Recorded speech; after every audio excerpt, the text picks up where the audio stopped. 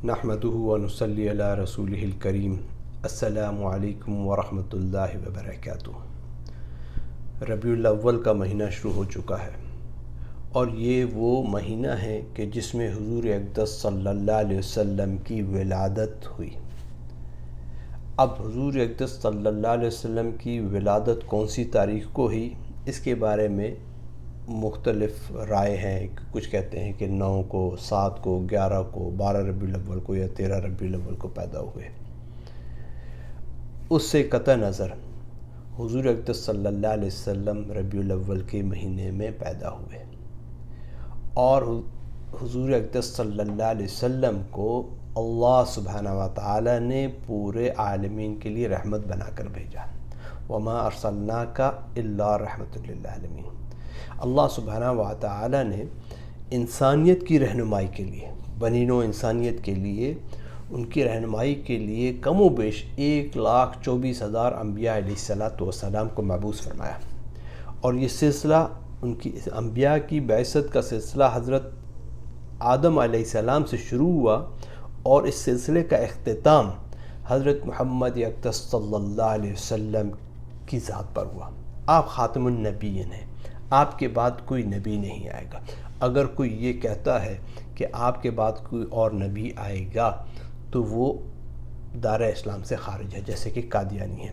ہاں، حضرت عیسیٰ علیہ السلام جو کہ اٹھا لیے گئے تھے آسمانوں پر، وہ دوبارہ پھر واپس آئیں گے زمین پر، لیکن وہ ایز اے نبی نہیں آئیں گے، بلکہ حضور اقدس صلی اللہ علیہ وسلم کے امتی بن کر آئیں گے۔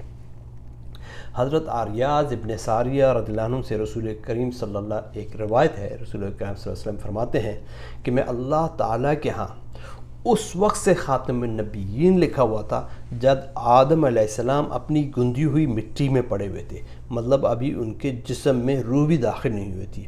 اور میں تمہیں بتاتا ہوں کہ میرا پہلا امر حضرت ابراہیم علیہ السلام کی دعا ہے، جو کہ حضرت ابراہیم علیہ السلام نے خانہ کعبہ کی جب تعمیر ہو رہی تھی تو اس وقت انہوں نے اللہ سبحانہ و تعالیٰ سے کی تھی، اور جس کا قرآن کریم میں ذکر بھی اس طریقے سے نقل کیا گیا ہے سورۃ بقرہ کی آیت نمبر 129 میں۔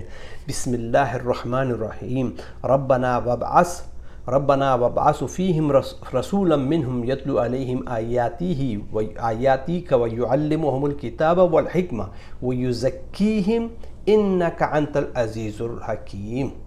میرے پروردگار، حضرت ابراہیم علیہ السلام خانہ کعبہ کی تعمیر کر رہے ہیں اور دعا مانگ رہے ہیں، اے میرے اللہ، اس جماعت کو جو کہ حضرت اسماعیل علیہ السلام کی اولاد ہے، ان میں سے ایک ایسا پیغمبر مقرر فرما دیجئے جو ان لوگوں کو آپ کی آیتیں، اللہ سبحانہ وتعالیٰ کی آیتیں پڑھ پڑھ کر سنایا کرے اور ان کو کتاب و حکمت کی تعلیم دیا کرے اور ان کو پاکیزہ کر دیں۔ بلا شبہ آپ ہی غالب اور کامل انتظام والے ہیں۔ اور پھر حضور پاک صلی اللہ علیہ وسلم نے فرمایا کہ میں حضرت عیسیٰ علیہ السلام کی بشارت ہوں، اور یہ بشارت حضرت عیسیٰ علیہ السلام جب بنی اسرائیل سے خطاب فرما رہے تھے تو انہوں نے حضور اقدس صلی اللہ علیہ وسلم کی نبوت کی اور رسالت کی خوشخبری دی، جس کو قرآن کریم میں جو ہے اللہ سبحانہ تعالیٰ نے ارشاد فرمایا، وَمُبَشِّرًا بِرَسُولٍ یَأْتِی مِن بَعْدِهِ اسمہ احمد۔ اے نبی، اے بنی اسرائیل، وہ جو ہے اپنا عیسیٰ علیہ السلام اپنے بنی اسرائیل کو مخاطب ہو کر کہہ رہے ہیں کہ میرے بعد ایک رسول آنے والے ہیں جن کا نام احمد ہوگا اور میں ان کی بشارت دینے والا ہوں۔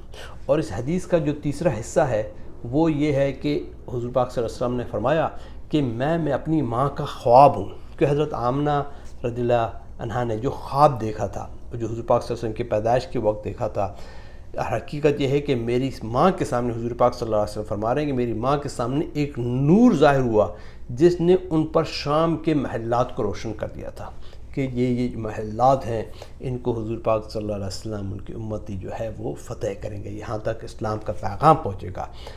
اور حضور پاک صلی اللہ علیہ وسلم جو ہے جب پیدا ہوئے تو پوری دنیا میں ایک نور سا پھیل گیا۔ تو حضور پاک صلی اللہ علیہ وسلم، جس طرح ہم کہتے ہیں وما ارسلناک الا رحمۃ للعالمین، ہی مطلب وہ جو نبی ہیں وہ رحمت، وہ مرسی بنا کر بھیجے گئے ہیں پورے عالم کے لیے، جس میں انسان، جن و انس اور تمام کریشن ہے۔ اور عالم is not only this universe, He is وَمَا أَرْسَلْنَاكَ رَحْمَةُ لِلْعَالَمِينَ. He is a mercy for all universes, all galaxies. There are so many other makhluk living on other planets, on other galaxies. He is also Rahmatul Alameen for that one. So that we have to follow the sunnah of Prophet sallallahu alaihi wasallam, and we have to follow the commandments of Allah subhanahu wa ta'ala, which were revealed in the Quran, and the Quran was revealed on the Prophet sallallahu alaihi wasallam. اور قرآن پاک میں ایک اور آیت ہے جو ہے کہ سورۃ الاحزاب میں کہ یا ایھا النبی انا ارسلناک شاہدا ومبشرا ونذیرا. اے نبی، ہم نے آپ کو بلا شبہ خوشخبری دینے والا، گواہی دینے والا اور ڈرانے والا، بشیرا و نذیرا کر کے بھیجا. وداعیا الی اللہ باذنہ وسراجا منیرا، اور اللہ کی طرف سے اس کے حکم سے بلانے والا چراغ روشن بنایا. حضور پاک صلی اللہ علیہ وسلم جو ہے سراج منیرہ تھے، اللہ سبحانہ و تعالیٰ کا چراغ تھے. تو یہ جو چراغ ہے، اب ان کی ہدایت، ان کی جو سنتوں پر ہم نے عمل کرنا. ان کی سنتوں پر کہیں پر بھی نہیں ہے کہ ہم حضور پاک صلی اللہ علیہ وسلم کی قبر پہ جا کر کے کوئی عرس منائیں، یا ان کے لیے اپنی جگہوں پر اپنے شہروں میں جلوس نکالیں اور اس کے لیے جناب بھنگڑے ڈالے جائیں یا خوشیاں منائی جائیں. خوشی وہ ہے کہ میں حضور پاک صلی اللہ علیہ وسلم کی سنت پر عمل کر رہا ہوں، یہی سب سے بڑی خوشی ہے. میں اللہ کے احکامات کو جو حضور پاک صلی اللہ علیہ وسلم نے ہمیں بتائے ہیں ان پر عمل کر رہا ہوں، یہی خوشی ہے.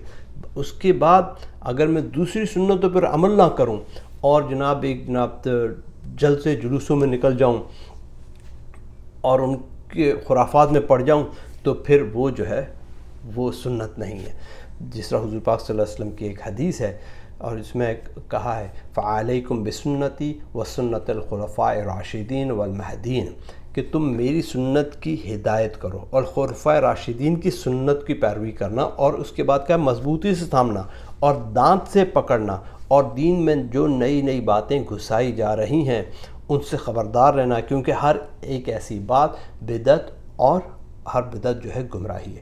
خلفاء راشدین حضرت ابوبکر رضی اللہ عنہ، حضرت عمر فاروق رضی اللہ عنہ، حضرت عثمان رضی اللہ عنہ، حضرت مولا علی رضی اللہ عنہ، انہوں نے کبھی ایسا عرس، انہوں نے کبھی جو ہے عید میلاد النبی نہیں منایا کہ حضور پاک صلی اللہ علیہ وسلم کا پیدائش کا مہینہ آ گیا تو انہوں نے جناب کوئی جلسے جلوس کیوں نہیں، ایسا کوئی نہیں. ایسا کہیں پر بھی ثابت نہیں ہے. خلفاء راشدین سے کوئی عرس لنگر کرنا کہیں سے بھی ثابت نہیں ہے. کیا ان کی محبت ہم سے زیادہ کم تھی؟ ہم بہت زیادہ عاشق رسول ہیں، وہ ہم سے کہیں زیادہ عاشق رسول تھے، لیکن کبھی انہوں نے حضور پاک صلی اللہ علیہ وسلم کی قبر پہ یا ان کی قبر سے دور کبھی کوئی ایسا جو ہے عید میلاد النبی نہیں بنایا.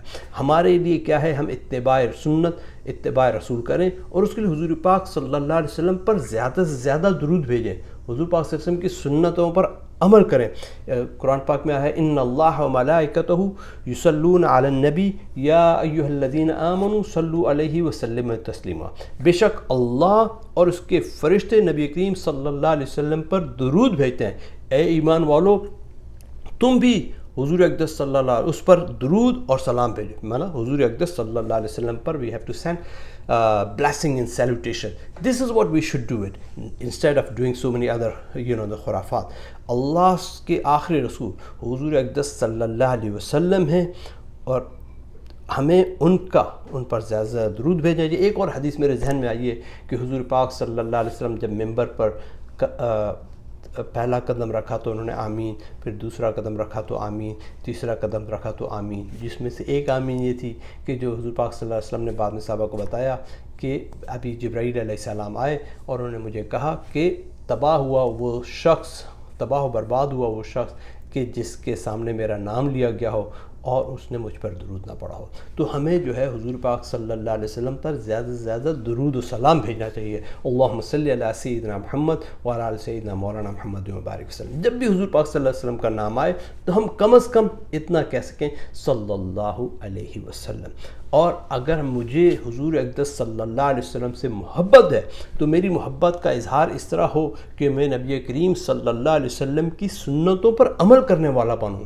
نہ کہ میں جلد سے جلوس نکالنے والا بنوں، نعرے لگانے والا بنوں، اور صرف ایک مہینے کے لیے، اس میں بھی ایک دن کے لیے جو ہے میں سچا عاشق رسول بنوں اور کہوں کہ میں عید میلاد النبی منا رہا ہوں۔ اسلام میں اس کی کوئی اجازت نہیں ہے، اسلام میں اس کی کوئی مثال نہیں ہے۔ یہ جو ہے خرافات اور بدعات ہمارے اندر گھس گئی ہیں، اور ہم نے جو ہے، اور یہ چونکہ ہم ایک ایسے معاشرے میں رہے، اگر آپ دیکھیں انڈو پاک میں دیکھ لیں یا کچھ ایسے علاقوں میں کہ جہاں پر ہم غیر مسلموں کے ساتھ رہے، جب ہم غیر مسلموں کو دیکھتے تھے کہ وہ جناب اپنے اوتاروں کی، اپنے بھگوانوں کی جناب تاریخ پیدائش مناتے تھے، ان سے متاثر ہو کر کے ہم نے بھی ڈھول تماشے اور بجانے شروع کر دیے، اور اس طرح شادیانے بجانے شروع کر دیے۔ حضور اقدس صلی اللہ علیہ وسلم کی definitely his coming into this world is the one of the most wonderful incident in human history، اور ہمارے لیے بہت ہی خوشی کا مقام ہے کہ ہم حضور پاک صلی اللہ علیہ وسلم کے امتی ہیں، اور امتی ہونے کے علاوہ ہم مسلمان ہیں۔ ہر بندہ جو کہ مسلمان ہو، غیر مسلم، سارے حضور پاک صلی اللہ علیہ وسلم کے امتی ہیں، لیکن اس میں سے بڑے خوش نصیب وہ ہیں کہ جو کہ مسلمان ہیں اور ان میں حضور پاک صلی اللہ علیہ وسلم کی سنتوں پر چلنے والے ہیں۔ اللہ سبحانہ و تعالیٰ سے دعا کریں کہ اللہ سبحانہ و تعالیٰ جو ہے ہمیں حضور پاک اپنے سب سے پہلے تو اپنے احکامات پر چلنے کی اور ان احکامات کو ان طریقوں پر پورا کرنے کی توفیق عطا فرمائے جس طریقوں پر حضور پاک صلی اللہ علیہ وسلم نے کیا اور انہوں نے ہمیں بتایا، اور ہمارے گناہوں کو معاف فرمائے۔ Again, I want to say that this is the month of Rabiul Awwal. We should not celebrate the birthday of Prophet sallallahu alaihi wasallam in such a way that it wastes our amal, because it is not allowed in Islam that we go out in procession and we just celebrate just like any other birthday. If we must celebrate the birthday of Prophet sallallahu alaihi wasallam in Rabiul Awwal, we should do a lot of zikr, lot of astaghfar, lot of durood, and sometimes, just the last but not least, sometimes it happens that I got a message the other day. Someone said that I have just started that 5 million, the chain of 5 million durood. Please forward this message to other people that we should do durood 5 million times, like blessing and salutation of Prophet sallallahu alaihi wasallam، کہ ہم جو ہے 50 لاکھ یا 5 کروڑ دفعہ بھیجیں۔ میرے بھائی دوستو، یہ بھی کوئی ایک اچھا طریقہ نہیں ہے۔ آپ سے جتنا ہو سکتا ہے حضور اقدس صلی اللہ علیہ وسلم پر بلیسنگ اینڈ سیلوٹیشن بھیجیں۔ یہ مت کہیں کہ بھئی جناب ہم نے 1 لاکھ دفعہ پڑھنا ہے اور دوسرے بھی اس کو 1 لاکھ دفعہ پڑھیں، اور جو نہیں پڑھے گا وہ گناہ گار ہوگا۔ ایسا نہ کریں۔ اللہ سبحانہ و تعالیٰ جو ہے ہمیں ہدایت نصیب فرمائے، ہمیں ایمان نصیب فرمائے اور ہمارا خاتمہ ایمان پر نصیب فرمائے۔ آمین۔ جزاک اللہ خیر۔ السلام علیکم ورحمۃ اللہ وبرکاتہ۔